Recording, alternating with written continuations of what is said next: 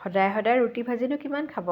সেয়েহে ভাবিলোঁ অলপ বেলেগ প্ৰকাৰৰে আচলতে পৰঠা বনাওঁ আৰু পৰঠা বুলি ক'বলৈ গ'লে সাধাৰণতে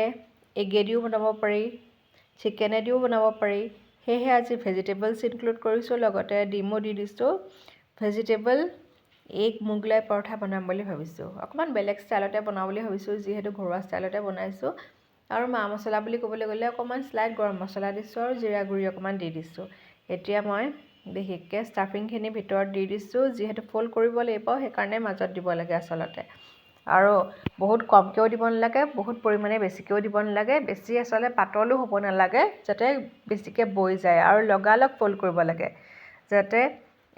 ভিতৰত থকা সেই বস্তুবিলাক ওলাই নাযায় নহ'লে পৰঠাখন খাবলৈ বহুত বেয়া হ'ব সেয়েহে চাৰিকুণীয়াকৈ এনেকৈ ফ'ল্ড কৰি ল'লোঁ অকণমান এনেকৈ স্লাইড এনেকৈ টিপনি দিব লাগিব